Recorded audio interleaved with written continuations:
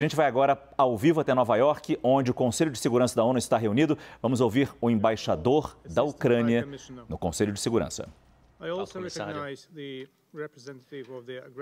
Gostaria de reconhecer também o representante do ataque agressor aqui da União Soviética.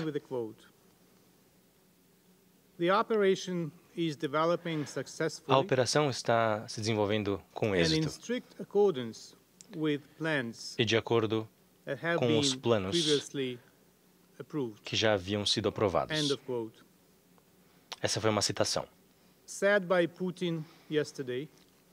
O presidente Putin disse isso 3 semanas depois do início da invasão não provocada e não justificada da Rússia à Ucrânia. Nas últimas 3 semanas, a comunidade internacional vem se perguntando por quê? Por que a Federação Russa decidiu falar do Terceiro Reich nazista e atacar a Ucrânia, inserindo toda a região em uma guerra? Por quê? Qual é o plano? E ontem recebemos nossa resposta. Para matar crianças ucranianas, 108 inocentes até aqui. Sucesso, êxito, em acordo ou de acordo com os planos já aprovados. Foram essas as palavras de Putin. As crianças são um alvo deliberado, como podemos ver graças ao bombardeio de ontem ao teatro.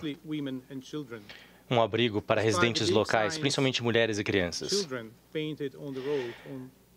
Isso a despeito da palavra crianças estar pintada no chão de forma muito visível em ambos os lados do prédio. O edifício foi danificado, mas o abrigo resistiu. Não se tornou mais uma vala comum, como provavelmente era o objetivo desse plano previamente aprovado de Putin. É claro que o plano de Putin não se restringe à morte de mulheres e crianças. Civis e cidadãos ucranianos também estão sendo ameaçados. Temos 126 mortes de civis já confirmadas, mas acreditamos que os números reais sejam muito maiores. E com certeza são. Ontem, em Chernihiv, 53 cidadãos civis foram mortos por bombardeios russos. Em Marepa, na região de Kharkiv, 21 pessoas foram mortas no bombardeio russo que destruiu escolas e prédios residenciais na região. O plano também é arrasar Kharkiv, Artsakh, Izium e outras cidades. Em Mariupol, vemos o sofrimento do mundo e a vergonha da Rússia. Centenas de vítimas já confirmadas. 90% da infraestrutura foi destruída. Soldados russos atingiram ou sequestraram um prédio de um hospital e utilizaram civis como reféns e escudo humano. A cidade de Mariupol não pode se tornar o futuro da Ucrânia. Foi dito por Peter Maurer, o presidente da Cruz Vermelha, que está na Ucrânia nesse momento. O plano de Putin é violar os acordos de cessar-fogo e de passagem segura para os cidadãos para a saída de locais invadidos. Comboios ontem iam de Mariupol para Zaporizhia e 5 pessoas foram mortas, muitos foram feridos, incluindo crianças. E o plano já tinha sido aprovado, como foi dito, aterrorizando, então, moradores locais presos em regiões invadidas pela Rússia. Pequenas vilas onde o povo continua sofrendo. Russos invadem casas, jogam as pessoas para as ruas, tomam seus alimentos. Ouvi relatos de torturas, sequestros de oficiais e autoridades causados pelos invasores. Os russos forçam os ucranianos a fugir de seus lares, que é parte desse plano brutal.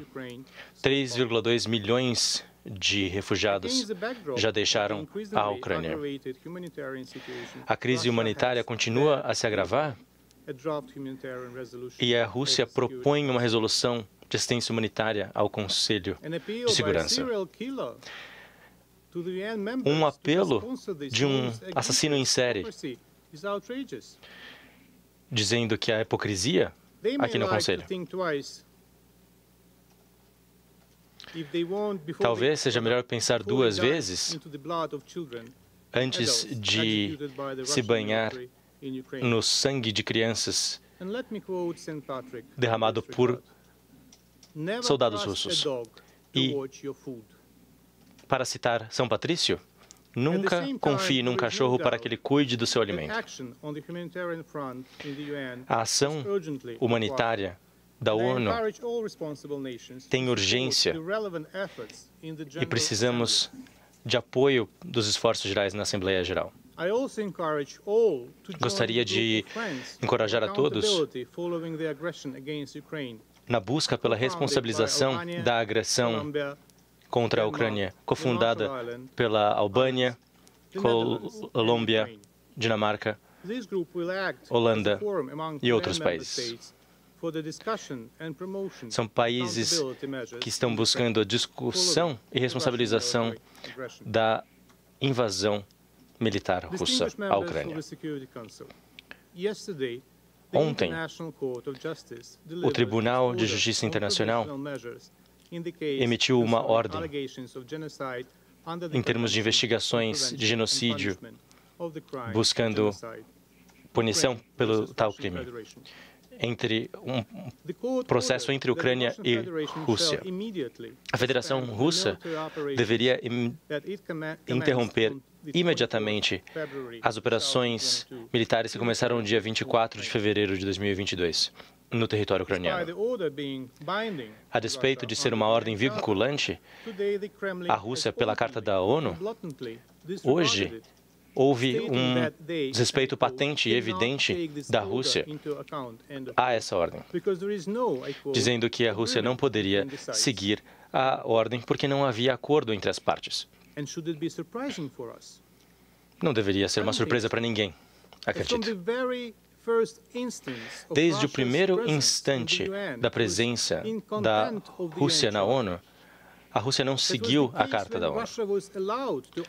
A Rússia ocupou o assento da União Soviética no Conselho da Segurança. É o mesmo caso da Geórgia, da Síria e agora da Ucrânia e também da Ucrânia em Donbass e Crimeia em 2014. Peço aos membros do Conselho que cumpram com sua obrigação de acordo com o artigo 94.2, para que se possa fazer recomendações ou tomar medidas caso a Rússia não cumpra com as obrigações de acordo com a ordem emitida pelo tribunal ontem. Senhor Presidente,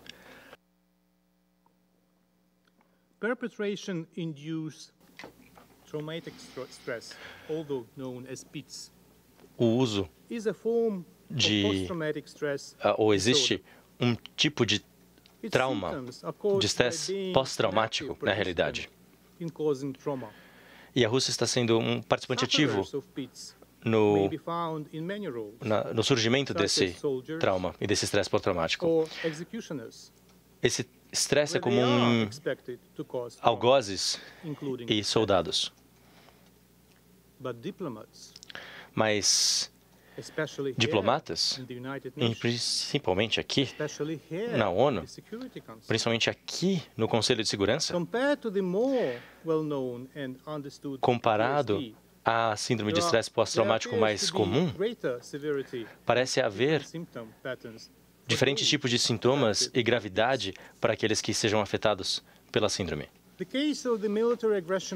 No caso da agressão militar da Rússia e das ofensas e crimes cometidos pelo exército russo, ordenados por Putin e defendidos pelos diplomatas russos,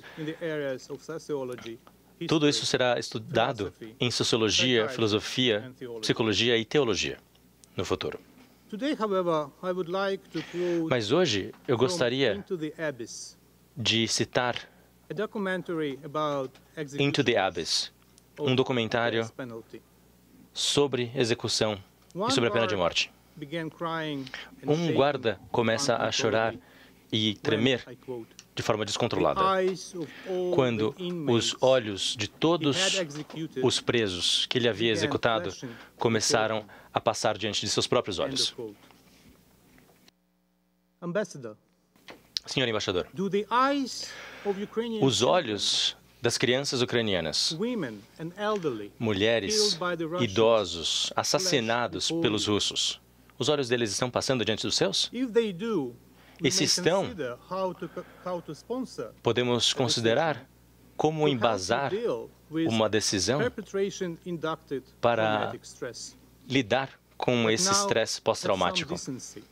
Mas agora tenha um mínimo de decência e pare com essa manipulação hedionda do Conselho de Segurança. É uma ação obscena. Não poderia terminar assim a minha fala? Gostaria de terminar com uma citação de um tweet de Dario Franceschini, membro italiano do governo, que postou hoje.